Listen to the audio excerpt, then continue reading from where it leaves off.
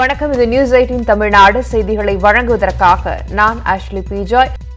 இங்கிலாந்து செயற்கைக்கோள்களுடன் நேற்றிரவு விண்ணில் செலுத்தப்பட்ட PSLV C-42 ராக்கெட் வெற்றிகரமாக நிலைநிறுத்தப்பட்டது. பெரும்பாலும் இரவு நேரங்களிலேயே விண்ணில் செலுத்தப்படும் PSLV ரக ராக்கெட் நேற்று இரவு இருளிலும் வெற்றி பயணத்தை தொடர்ந்தது.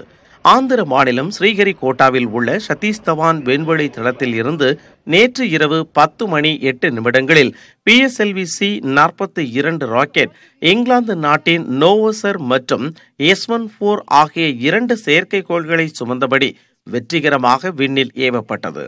பூமியில் இருந்து செலுத்தப்பட்ட 17வது நிமிடத்தில் இந்த இரு செயற்கைக்கோள்களும் 583 கிலோமீட்டர் உயரத்தில் பூமியின் சுற்றுவட்ட பாதையில் வெற்றிகரமாக நிலைநிறுத்தப்பட்டது. விண்ணில் செலுத்தப்பட்ட 445 கிலோ எடை கொண்ட நோவோசர் செயற்கைக்கோள் காணாமல் போன கப்பல்களை கண்டுபிடிப்பது மற்றும் பேரிடர் குறித்த கண்காணிப்புக்கும், 444 கிலோ எடை கொண்ட S-14 செயற்கைக்கோள் இயற்கை வளம், சுற்றுச்சூழல் கண்காணிப்பு உள்ளிட்ட பணிக்காகவும் தயாரிக்கப்பட்டவை. வர்த்தக ரீதியில் அனுப்பப்பட்ட இந்த செயற்கைக்கோள்களின் மூலம் இஸ்ரோவுக்கு 220 கோடி ரூபாய் வருவாய் கிடைத்துள்ளது.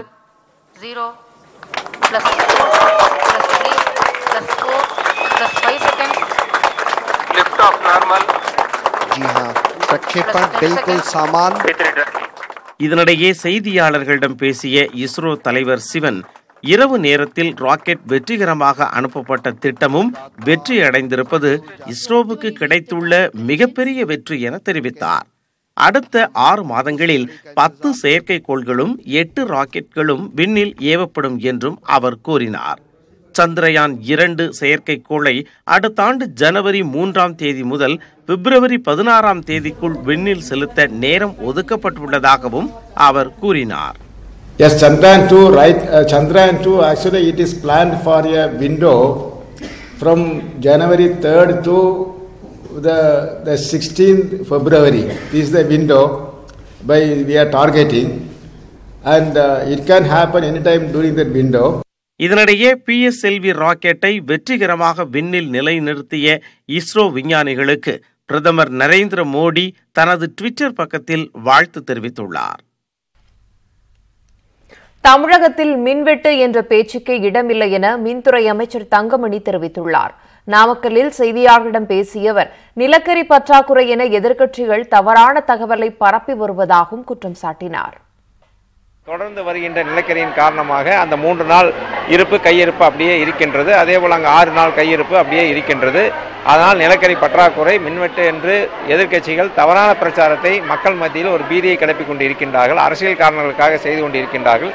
இது திமுக ஆட்சி நடைகின்ற போதும் இது போன்ற சூழ்நிலை இருந்திருக்கின்றது. அம்மாவுடைய ஆட்சியிலும் இது போன்ற சூழ்நிலை இருக்கின்றது. அதனால் மக்கள் பயப்பட வேண்டிய அவசியமே இல்லை. பிலிப்பைன்ஸ் நாட்டை புரட்டி போட்டு ஹாங்காங்கை பதம் பார்த்த மங்குட் புயல் சீனாவை தாக்கி வருகிறது. புயல் காரணமாக சீனாவிலிருந்து 24 லட்சத்திற்கும் மேற்பட்டவர்கள் இடம்பெயர்ந்துள்ளனர். இதனிடையே மிக அதிதீவிர புயல் எச்சரிக்கையை சீன வானிலை ஆய்வு மையம் விடுத்துள்ளது. பிலிப்பைன்ஸ் நாட்டின் பகாயோ என்ற இடத்தில் மங்குட் புயலானது கரையை கடந்தது. மணிக்கு 305 கிலோமீட்டர் வேகத்தில் பலத்த சூறைக்காற்று வீசியதால் கண்ணில் படும் பொருட்கள் எல்லாம் காற்றில் பறந்தன. இதனால் பிலிப்பைன்ஸ் நாட்டின் பல நகரங்கள் காற்றில் கரைந்து காணப்படுகின்றன.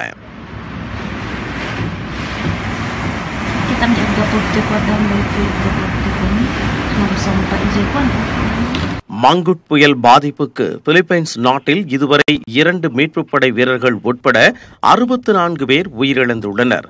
நிலச்சரிவு மற்றும் மழை வெள்ளம் என எங்கு திரும்பினாலும் இயற்கை பேரிடராக காணப்படுகிறது. புயல் காரணமாக பிலிப்பைன்ஸில் கடல்வழி மற்றும் விமான போக்குவரத்திற்கு தடை விதிக்கப்பட்டுள்ளது. சுமார் 3 லட்சத்திற்கும் மேற்பட்டோர் வாழ்வாதாரங்களை இழந்து தவித்து வருகின்றனர். பிலிப்பைன்ஸோடு நிற்காத மங்குட் புயல் அங்கிருந்து நகர்ந்து கிழக்கு ஆசிய நாடான ஹாங்காங்கையும் தாக்கியது. மணிக்கு 200 கிலோமீட்டர் வேகத்தில் காற்று வீசியதால் ஏராளமான மரங்கள் வேரோடு சாய்ந்தன. கவுலூன் பகுதியில் புயல் காற்றுக்கு மிக உயரமான கட்டுமானத்தின் ஒரு பகுதி சாய்ந்து விழுந்தது.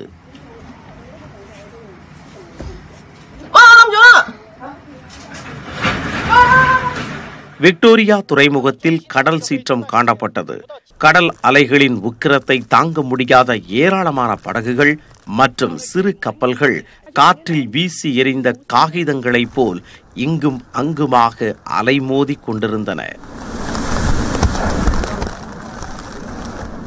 இதன் பின் அங்கிருந்து நகர்ந்த மங்குட் புயலானது சீனாவின் குவாங்டாங் மாகாணத்தை தாக்கியது.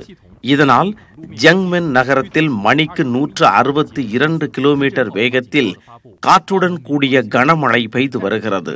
இயற்கை வளங்களுக்கு பெயர் போன பெய்து நகரம் முழுவதும் நீரில் மூழ்கி உள்ளது. 24 லட்சம் மக்கள் இடம்பெயர்ந்து பாதுகாப்பான இடங்களில் தங்கியுள்ளனர். நாளை வரை புயலின் தாக்கம் நீடிக்கும் என தெரிவிக்கப்பட்டுள்ளதால் கடல் சீற்றம் மற்றும் தொடர் மழை நீடித்து வருகிறது.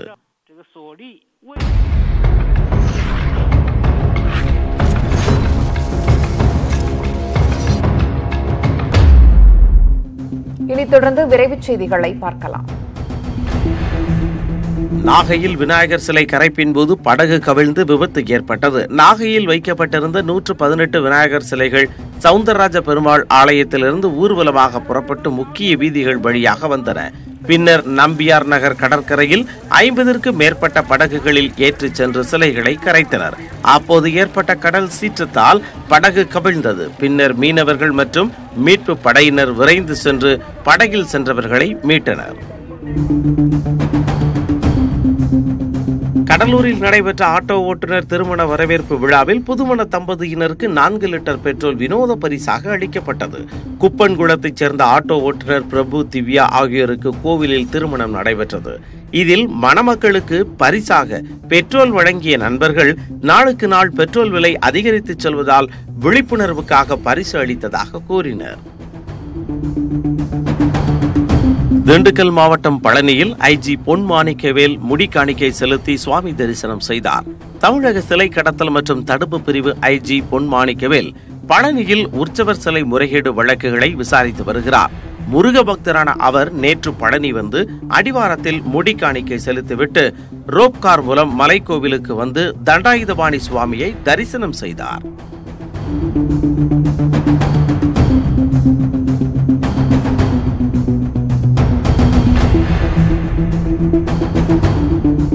மருத்துவத்துறையில் இந்தியா மேம்பட்டு இருப்பதாக குடியரசு துணைத் தலைவர் வெங்கையா நாயுடு தெரிவித்துள்ளார். மால்டாவில் உள்ள இந்தியர்கள் மத்தியில் உரையாற்றிய அவர், இந்திய நாட்டு மக்கள் எங்கு சென்று வாழ்ந்தாலும் தாய்நாட்டிற்கு பெருமை சேர்ப்பதாக கூறினார். தொடர்ந்து பேசிய அவர், அரசின் பொருளாதார சீர்திருத்த நடவடிக்கைகளுக்கு மக்கள் வரவேற்பு தெரிவித்ததாக கூறினார். மேலும் ஆயுஷ்மான் பாரத் திட்டத்தின் மூலம் பல கோடி இந்தியர்கள் பலனடையவிருப்பதாகவும் வெங்கையா நாயுடு தெரிவித்தார். மேற்கு வங்க மாநிலத்தில் உள்ள திரையரங்குகளில் வருடத்தில் குறைந்தபட்சம் 120 நாட்களாவது வங்க மொழி படங்களை திரையிட வேண்டும் என்பது கட்டாயமாக்கப்பட்டுள்ளது.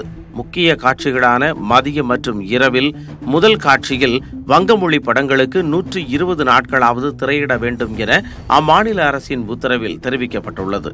வங்கமொழி திரைப்படங்களை ஊக்குவிக்கும் வகையில் இந்த நடவடிக்கை எடுக்கப்பட்டுள்ளதாக விளக்கம் தரப்பட்டுள்ளது. இதற்காக சட்ட திருத்தம் செய்யவும் மேற்கு வங்க அரசு முடிவு செய்துள்ளது.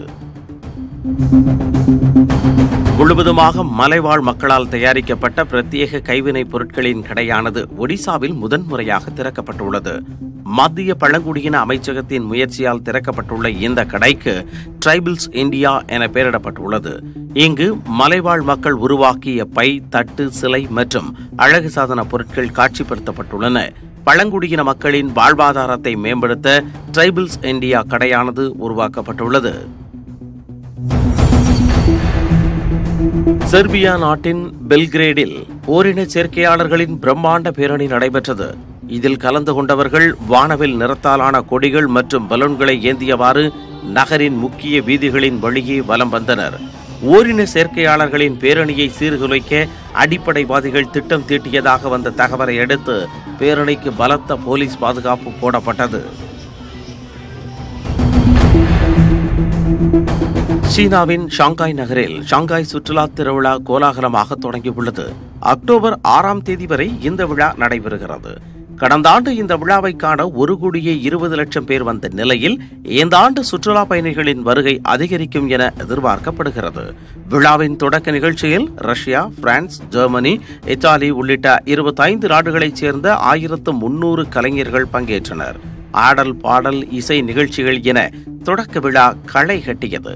வண்ணமயமாக நடைபெற்ற இந்த விழாவை ஆயிரக்கணக்கானோர் கண்டுகளித்தனர். இத்தாலியின் ஃபெர்ராரா நகரில் பிரம்மாண்ட பலூன் திருவிழா கோலாகலமாக நடைபெற்றது. ஐரோப்பிய நாடுகளில் நடைபெறும் பலூன் திருவிழாக்களில் ஃபெர்ராராவில் நடைபெறும் விழாவே மிக பிரம்மாண்டமானதாக கருதப்படுகிறது. இந்த விழாவை காண சுமார் 2 லட்சம் சுற்றுலா பயணிகள் குவிந்தனர். 10 நாட்கள் இந்த விழா நடைபெறுகிறது. பல வண்ணங்களில் வடிவமைக்கப்பட்ட பிரம்மாண்ட பலூன்கள் பார்வையாளர்களை வெகுவாக கவர்ந்தது.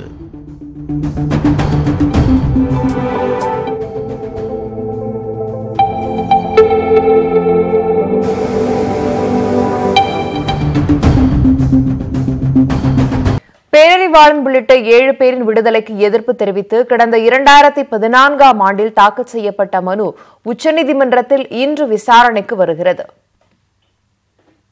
முன்னாள் பிரதமர் ராஜீவ்காந்தி கொலை வழக்கில் சிறை தண்டனை அனுபவித்து வரும் பேரறிவாளன் உள்ளிட்ட 7 பேரை விடுதலை செய்ய எதிர்ப்பு தெரிவித்து ராஜீவ்காந்தி கொல்லப்பட்ட போது நிகழ்ந்த குண்டுவெடிப்பில் பாதிக்கப்பட்டோரின் குடும்பத்தார் கடந்த 2014ஆம் ஆண்டில் உச்சநீதிமன்றத்தில் மனு தாக்கல் செய்தனர்.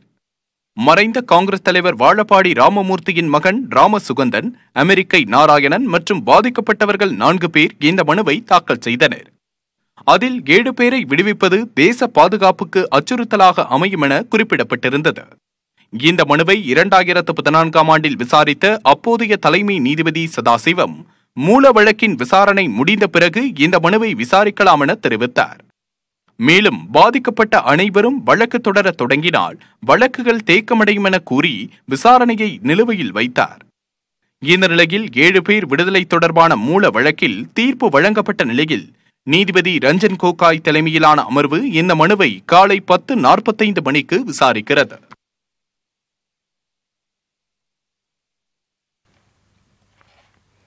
சென்னை உட்பட தமிழகத்தின் பல்வேறு பகுதிகளில் பரவலாக மழை பெய்ததால் பொதுமக்களும் விவசாயிகளும் மகிழ்ச்சியடைந்துள்ளனர். சென்னையில் கடந்த சில நாட்களாகவே வெயில் வாட்டி வந்த நிலையில் நேற்று மதியம் முதலே பல்வேறு இடங்களில் பலத்த காற்றுடன் மழை விட்டு விட்டு பெய்யத் தொடங்கியது. இதன் தொடர்ச்சியாக நேற்று இரவு நுங்கம்பாக்கம், கோடம்பாக்கம், வடபழனி, தியாகராய நகர், ஈக்காட்டு தாங்கல், கிண்டி உள்ளிட்ட பகுதிகளில் பலத்த காற்றுடன் கனமழை கொட்டி தீர்த்தது. 3 மணி நேரத்திற்கு மேலாக பெய்த மழையால் சாலைகளில் ஆங்காங்கே தண்ணீர் தேங்கியதால் வாகன ஓட்டிகளும் பொதுமக்களும் மிகுந்த சிரமத்திற்கு உள்ளாகினர். புதுக்கோட்டையில் சுகாதாரத்துறை அமைச்சர் விஜயபாஸ்கர் பங்கேற்ற நாட்டுப்புற கலைஞர்களுக்கு பொற்கிழி வழங்கும் விழாவின் போது திடீரென மழை பெய்தது. அப்போது நாட்டுப்புற இசை நிகழ்ச்சி நடைபெற்றுக் கொண்டிருந்ததால் நிகழ்ச்சியை காண வந்த ஆயிரக்கணக்கானோர் மழையையும் பொருட்படுத்தாமல் நாற்காலிகளை தலையில் வைத்தபடி நின்றனர். ஆனால் 2 மணி நேரத்திற்கு மேலாக மழை பெய்ததால் நிகழ்ச்சி ரத்து செய்யப்பட்டது. இன்று மாலை மீண்டும் நிகழ்ச்சி நடைபெறும் என்றும் அறிவிக்கப்பட்டுள்ளது. திண்டுக்கல் மாவட்டம் கொடைக்கானல் மற்றும் கொடைக்கானலை சுற்றியுள்ள மலைப்பகுதிகளில் 2 மணி நேரத்திற்கு மேலாக பரவலான மழை பெய்தது. காலையில் இருந்தே கருமேகங்கள் காணப்பட்ட நிலையில் குளிர்ந்த காற்றுடன் மழை பெய்ததால் சுற்றுலா பயணிகள் மகிழ்ச்சி அடைந்துள்ளனர். நாமக்கல், ராசிபுரம், புதுச்சத்திரம், புதன் சந்தை உள்ளிட்ட பகுதிகளில் கனமழை பெய்தது. கடந்த சில நாட்களாக வெயில் வாட்டி வந்த நிலையில் தற்போது பெய்துள்ள மழையால் விவசாயிகளும் பொதுமக்களும் மகிழ்ச்சி அடைந்துள்ளனர். ஈரோடு மாவட்டத்தில் கடந்த சில தினங்களாகவே லேசான மழை பெய்து வருகிறது. இதன் தொடர்ச்சியாக நேற்றிரவு 2 மணி நேரத்திற்கு மேலாக மழை பெய்தது. கிருஷ்ணகிரி மாவட்டம் ஓசூர் மற்றும் அதன் சுற்றுவட்டார பகுதிகளில் இரவு முழுவதும் இடி மின்னலுடன் விட்டுவிட்டு கனமழை கொட்டி தீர்த்தது. மழை காரணமாக பேருந்து நிலையம், பஜார் என நகரின் பிரதான சாலைகளில் முழங்கால் வரை மழைநீர் தேங்கியது. திருமலை திருப்பதி கோவிலின் பிரம்மோற்சவ நிகழ்ச்சியான முக்கிய விழாவான கருட சேவை இன்று நடைபெறுகிறது. திருப்பதியில் முக்கிய விழாவான பிரம்மோற்சவம் கடந்த வியாழக்கிழமை கோலாகலமாக தொடங்கியது. 10 நாட்கள் நடைபெறும் பிரம்மோற்சவ விழாவில் தினமும் காலையும் மாலையும் வெவ்வேறு வாகனங்களில் மலையப்ப சாமி அருள்பாலிப்பார். அதன்படி நேற்றிரவு சர்வ பூபால வாகனத்தில் சாமி உலா நடைபெற்றது. அப்போது கோவில் மாட வீதிகளில் கூடியிருந்த பல்லாயிரக்கணக்கான பக்தர்கள் சாமி தரிசனம் செய்தனர். இந்த நிலையில் பிரம்மோற்சவ விழாவின் முக்கிய நிகழ்வான கருட சேவை இன்று இரவு நடைபெறவுள்ளது. இதனை காண லட்சக்கணக்கான பக்தர்கள் திருமலையில் கூடுவார்கள். எனவே கூட்ட நெரிசலை தடுக்கும் விதமாக இன்று காலை 10 மணி முதலே பக்தர்கள் மாட வீதிகளில் உள்ள பார்வையாளர் அரங்குகளில் காத்திருக்க அனுமதிக்கப்படுவார்கள் என தேவஸ்தான நிர்வாகம் அறிவித்துள்ளது. கருட சேவையை முன்னிட்டு தர்ம தரிசனத்தை தவிர மற்ற அனைத்து தரிசனங்களும் ரத்து செய்யப்பட்டுள்ளன. மேலும் நேற்று நள்ளிரவு முதல் மலைப்பாதையில் இருசக்கர வாகனங்கள் செல்ல அனுமதி மறுக்கப்பட்டுள்ளது.